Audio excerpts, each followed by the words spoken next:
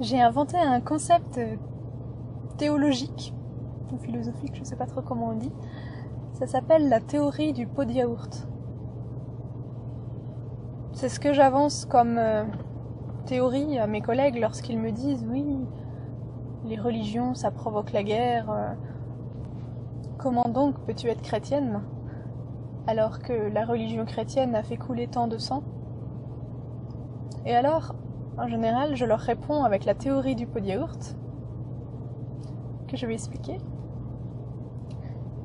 La théorie du pot de yaourt, en analyse nutritionnelle, lorsqu'on veut faire l'analyse d'un yaourt, pour voir s'il est bon pour la santé, qu'est-ce qu'il apporte comme nutriments, voilà. On prend un yaourt qui sort du frigo pour l'analyser. On ne prend pas un yaourt qui est en dehors du frigo, auquel cas il est périmé et il n'est pas représentatif des yaourts qu'on veut étudier. Pour les religions, c'est pareil. Il ne faut pas analyser les faits qui sont faits au nom de la religion. Il faut analyser les faits qui sont faits en accord avec la religion. Si ceux qui agissent en accord avec la religion font des choses honorables, dignes, belles, alors cette religion est probablement bonne. Et si les gens qui se réclament de cette religion font des choses que cette religion condamne, désapprouve, agissent en incohérence avec la religion dont ils prétendent faire partie, alors dans ce cas-là, on ne peut pas dire cette religion est mauvaise, on dit juste c'est une personne qui n'agit pas en accord avec ce qu'elle prétend être. En l'occurrence, chaque fois qu'on a pu, dans l'histoire, accuser le christianisme de quoi que ce soit de mal, que ce soit les guerres, l'homophobie, le machisme,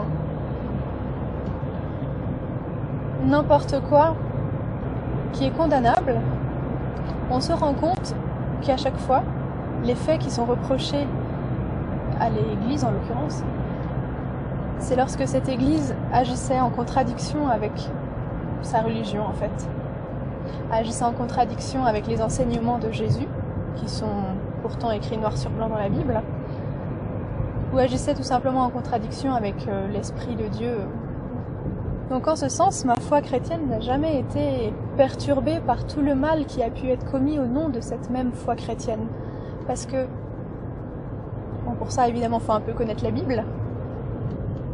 Comme je savais que ce que je voyais dans la Bible, ce que je voyais dans les enseignements de Jésus, n'était jamais dans le sens de tout le mal qui a pu être fait au nom de cette religion, du coup je savais que cette religion ne devait pas être jugée en fonction de ce que des hommes ont pu faire de mal en son nom. Et donc on en vient à la théorie du pot de yaourt. Ma religion chrétienne, j'en suis fière, je trouve qu'elle est digne d'honneur, de respect et de louange. Non pas à cause de ce que les hommes ont pu en faire en la pervertissant, mais à cause de ce qu'elle est tout simplement dans son essence, et pour ça on peut le voir dans la Bible. Tous ceux qui en se disant chrétiens ont fait du mal, sous diverses formes, ce sont des gens qui désobéissaient à Jésus, ce sont des gens qui agissaient en contradiction avec ce qui est écrit dans la Bible, et du coup ça ne discrédite pas cette religion. Ça discrédite les hommes qui, une fois de plus, montrent la preuve que l'homme est pourri. Parce que même en lui donnant la plus belle des religions, il arrive encore à prétendre que ça dit autre chose pour pouvoir faire du mal. Tous les méfaits qui ont pu être commis par l'Église dans l'histoire, pour moi, ne discréditent pas la religion. Elle ne fait que discréditer le cœur de l'homme qui montre qu'il est pourri, qu'il est perverti et qu'il a besoin d'un sauveur. Nous en venons donc au christianisme, qui est la seule religion de toutes les religions à proposer un sauveur. Toutes les religions sont des tentatives de hisser l'homme à la hauteur de Dieu, par des exercices de purification, par des rituels. Et la religion chrétienne est la seule qui dit que l'homme est fichu, qu'il aura beau faire des efforts de purification, des efforts de travail sur soi pour être quelqu'un de bien, il n'arrivera jamais à être quelqu'un de parfaitement bien. Et c'est pourquoi nous avons un sauveur qui nous est proposé, qui est mort sur la croix à notre place. Et comme ça, nous sommes délivrés de la malédiction qui pesait sur les hommes pécheurs, sur les hommes qui font du mal. Toute personne, même qui pratique le bien, est toujours coupable à un moment donné. Et en Jésus-Christ, nous avons le pardon de nos péchés et l'acquittement de la peine qui nous était impartie. Tout le monde aspire à la justice, c'est à peu près universel comme aspiration, mais personne n'a vraiment envie de payer le prix de ses propres actes mauvais. On a tous envie de la justice, mais par contre, si on devait nous payer pour tout le mal qu'on a fait, même si à nos yeux, on n'a pas l'impression d'avoir fait énormément de mal dans notre vie, c'est parce qu'en fait, on a une idée bien médiocre du bien. On pense que le bien, c'est un niveau à peu près là, alors qu'en fait, le bien, c'est du top niveau.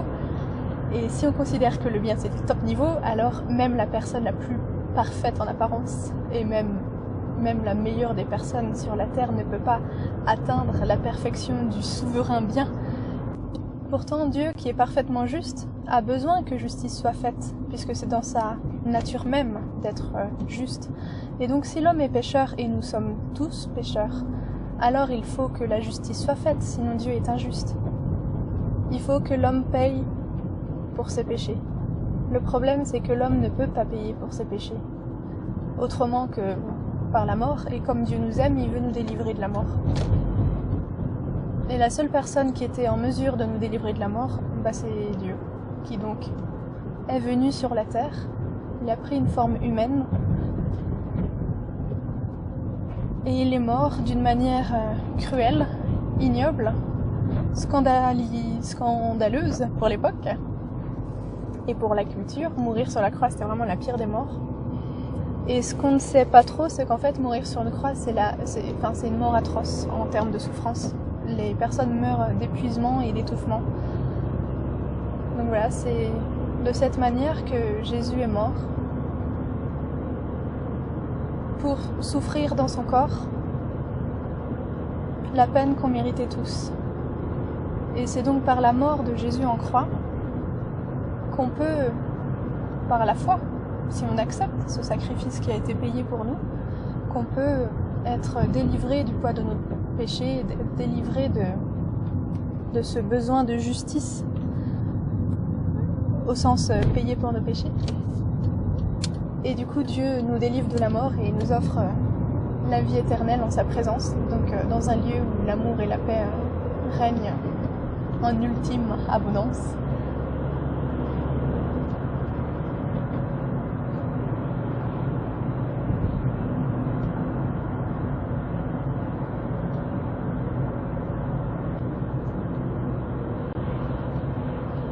Sur ces bonnes paroles pleines d'espérance, à la prochaine.